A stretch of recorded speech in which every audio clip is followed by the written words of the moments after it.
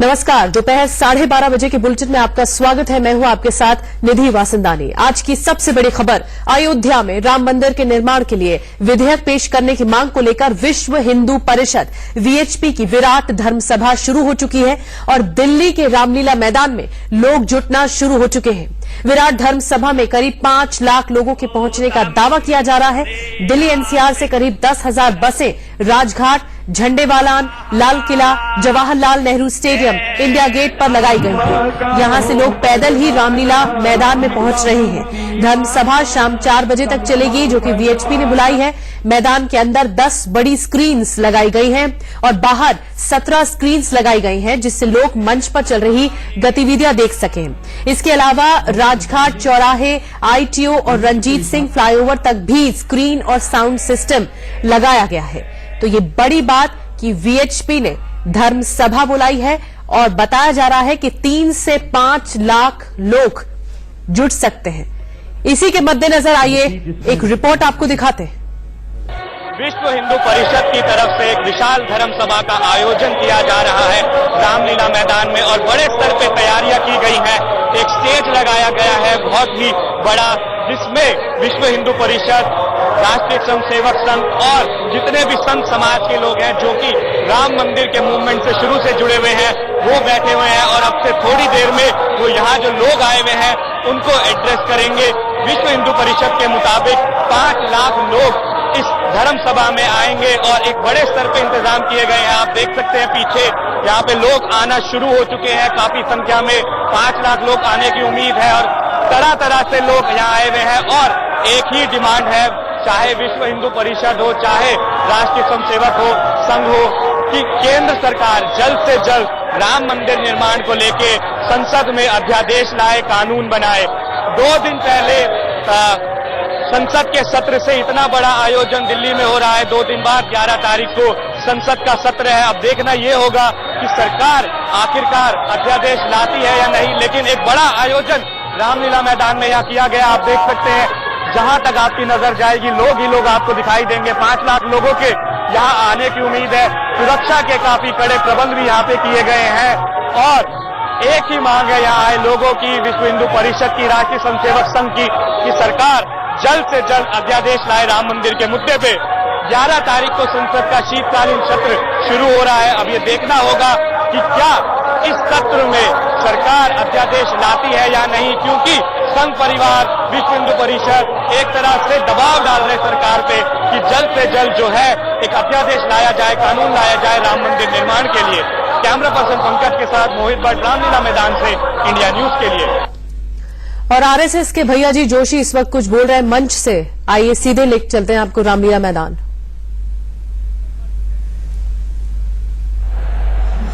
और अपने इस सम्मान को प्रतिष्ठापित करने के लिए जो जो भी कदम उठाए जाने चाहिए वो कदम उठाने की दिशा में बढ़ना चाहिए। लोकतंत्र में सत्ता की भी अपनी एक शक्ति होती है।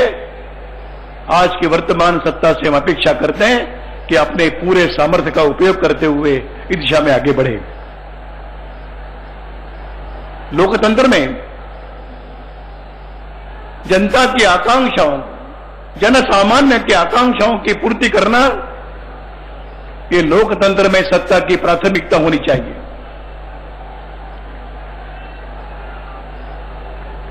जन भावनाओं को उपेक्षा करते हुए, जन भावनाओं के अपमान करते हुए ये देश कभी स्वाभिमान से खड़ा नहीं हो सकता।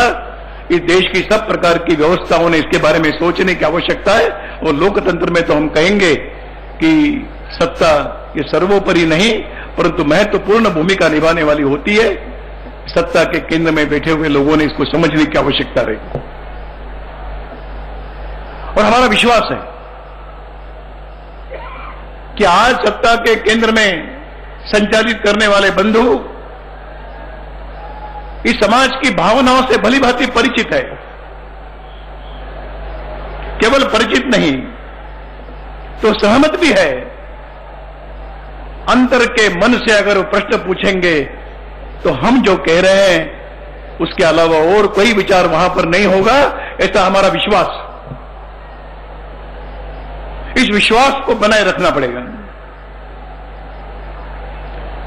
और कभी तो लगता है कि उन्होंने भी अपना एक संकल्प घोषित किया है।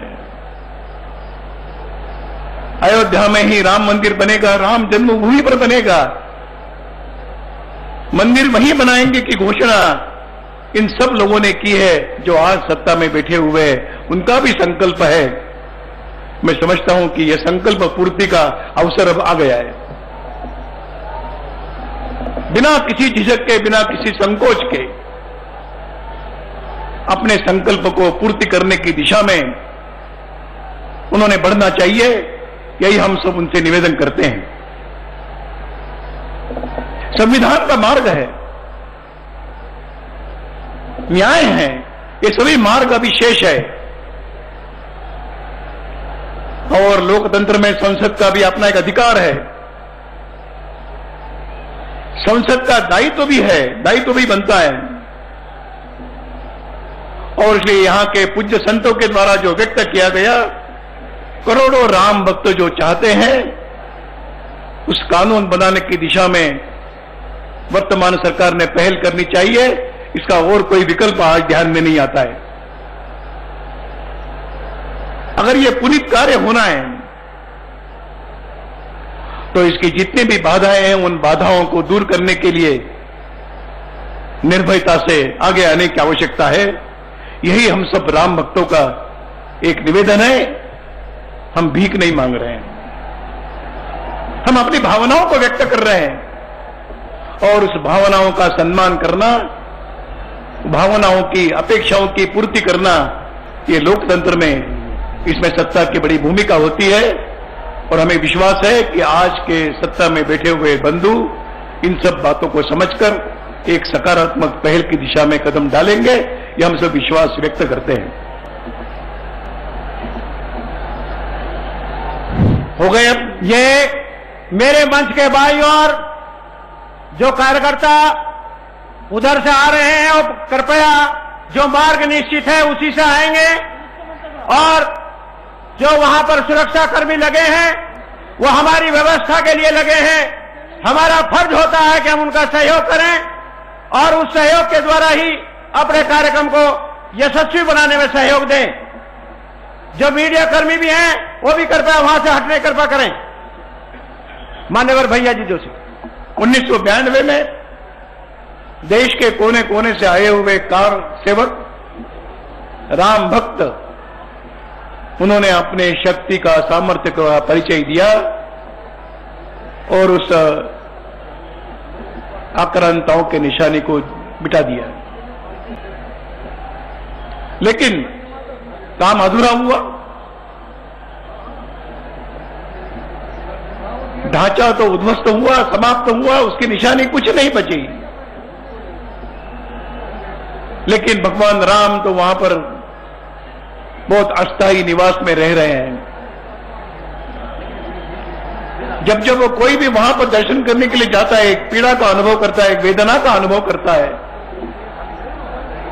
कि क्या हमारे आराध्य सालों साल इसी प्रकार के अस्थायी भवन में रहेंगे, अस्थायी आवास में रहेंगे, और क्या राम भक्त देखते रहेंगे? अभी जब मैं अयोध्या गया, दर्शन हुए, मैं उसी भावना को फिर एक बार यहां पर व्यक्त करना चाहता हूं कि आज देश भर का राम भक्त कार सेवकों के द्वारा, राम भक्तों के द्वारा निर्मित एक विशाल भव्य मंदिर में भगवान राम के दर्शन करना चाहता है। अस्थायी निवास का कालखंड समाप्त की ओर चल पड़ा है। थोड़ा और धक्का देने की आवश्यकता है और निर्माण की प्रक्रिया शुरू होने की आवश्यकता है। हम सभी चाहते हैं कि अपने आराध्य का दर्शन उस भव्य राम मंदिर में हो, जिसका संकल्प, जिसका मानचित्र, जिसकी कल्पनाएं जिन लोगों ने की है, देश भर के लोगों ने अपने गांव-गांव से रामशिलाओं का पूजन करते हुए अयोध्या में भेजा है। ऐसी सारी कल्पनाओं को लेकर फिर एक बार भव्य निर्माण मंदिर हो, यही हम सब चाहते हैं, यही हमारी इच्छा है। मैं तो कहूंगा कि इस मंदिर का निर्माण भविष्य में आने वाले राम राज्य की नींव बनेगा, उसका आधार बनेगा, भविष्य का निर्धारण होगा। भविष्य में ये भारत देश, अपना हिंदुस्तान, हिंदू समाज कौन सी दिशा में आगे बढ़ने वाला है, उसकी दिशा निर्धारण करने का एक जो बड़ा चरण है वो इस भगवान राम के मंदिर का भव्य निर्माण, ये उसका प्रारंभ है। सारे विश्व को हम एक संदेश देना चाहते हैं, सारे विश्व को हम एक मानवता का संदेश देना चाहते हैं, सारे विश्व को समन्वय का संदेश देना चाहते हैं। भगवान राम के संदेश, भगवान राम का जीवन, ये केवल भारत के लिए नहीं तो सारे मानव जाति के लिए एक कल्याण का मार्ग प्रशस्त करता है। इसलिए हम सारे विश्व के समुदाय को आह्वान करते हैं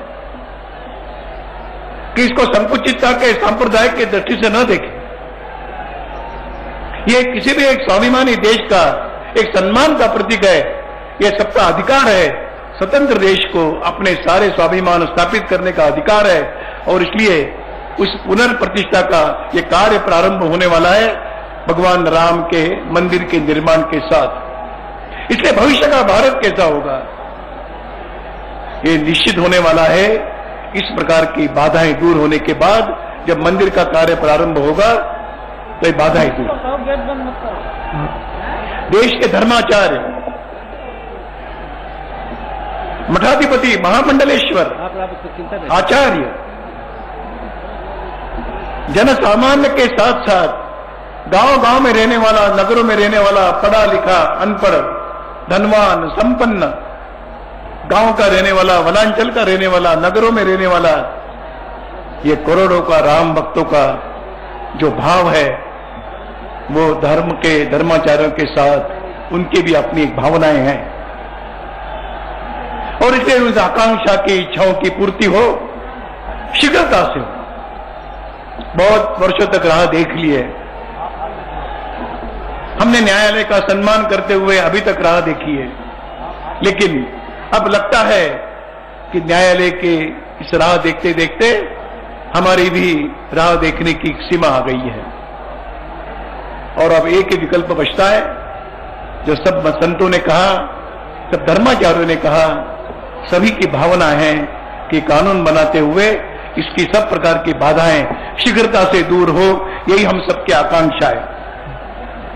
और मैं अंत में इतना कहूंगा कि हमें विश्वास है, आज भी विश्वास है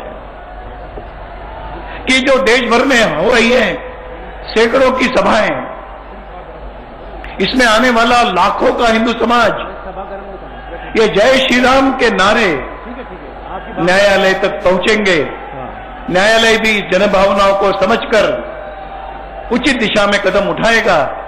इस प्रकार का विश्वास हम न्यायालय के प्रति व्यक्त करते हैं, न्याय व्यवस्था को प्रार्थना करते हैं, निवेदन करते हैं कि अब विचार करें, भावनाओं का सम्मान करें और जो हिंदू के लिए न्यायोचित अधिकार है उस अधिकार को सुरक्षित करे। यही हम न्यायालय से अपेक्षा करते हैं।